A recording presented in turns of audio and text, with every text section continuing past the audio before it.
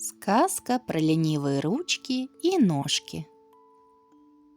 На опушке в маленьком доме возле леса жила девочка Катя со своей бабушкой.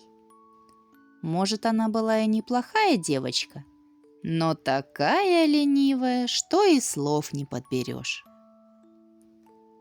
В соседнем домике жил мальчик Сережа со своей овчаркой по имени Фонарик. Так овчарку назвали, потому что в темноте у нее глаза светились, как зеленые фонарики. Катя и Сережа дружили и часто играли вместе на опушке леса. И Фонарик с ними. Однажды утром Катя и ее бабушка собрались пить чай. Смотрит бабушка, а воды в ведре совсем не осталось. «Катенька, милая, сходи на колодец, принеси ведерко воды», — попросила бабушка. «Я б принесла», — ответила Катя. «Только вот мои ножки к колодцу идти не хотят». «А разве ты не хозяйка своих ножек?» — удивилась бабушка. «Нет, я не хозяйка своих ножек», — покачала головой Катя. «Они меня не слушаются. Мои ножки куда хотят, туда и бегут». Огорчилась бабушка, да делать нечего. Взяла ведро и сама пошла на колодец. Вот попили чаю с вареньем Катя и бабушка. «Я что-то притомилась, Катенька. Помой, пожалуйста, чашки, а я отдохну, прилягу ненадолго», — сказала бабушка. Неохота Кате чашки мыть. «Я помыла чашки», — говорит Катя. «Только вот мои ручки не хотят их мыть». «А разве ты не хозяйка своих рук?» — еще больше огорчилась бабушка. «Нет, я не хозяйка своих рук», — ответила Катя. «Мои ручки что хотят, то и делают. Они меня не слушаются». Только сказала эти слова Катя, случилось вот что. Вдруг она как вскочит со стула и прыг-прыг побежала к двери. А потом скок-скок поскакала по ступенькам крыльца и дальше вдоль всего поселка. Вышел на крылечко Сережа со своей собакой Фонариком.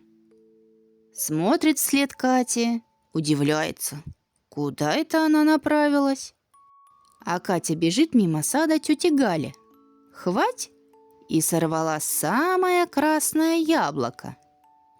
«Ручки мои, ручки, что вы делаете?» — заплакала Катя. «Я не хочу чужие яблоки брать. Это стыдно, плохо».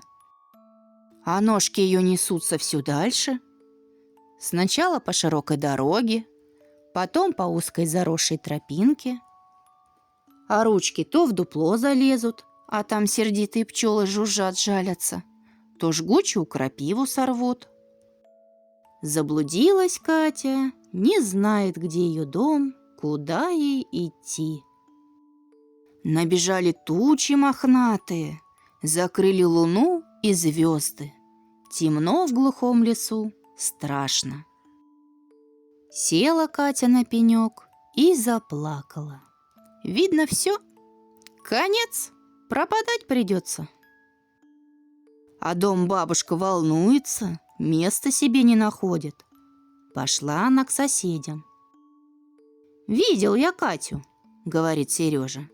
«Она в лес побежала, даже не оглянулась».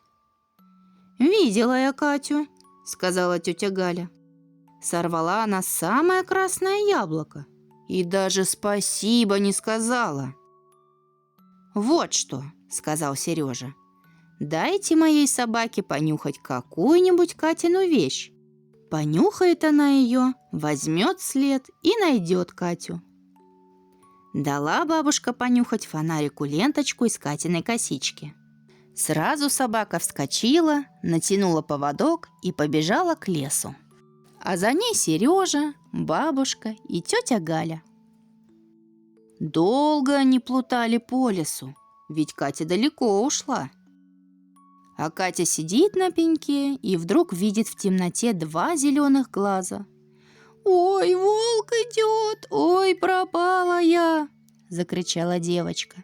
«Спасите меня!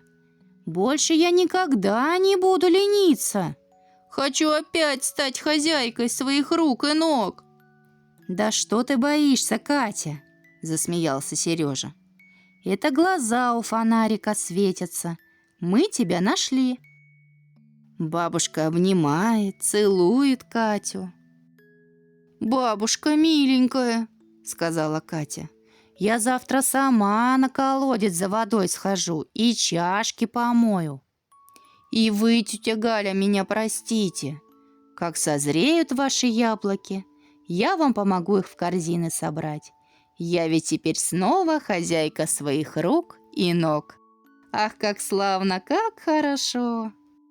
Тут ветер темные тучи разогнал, и все пошли домой по лунной дорожке.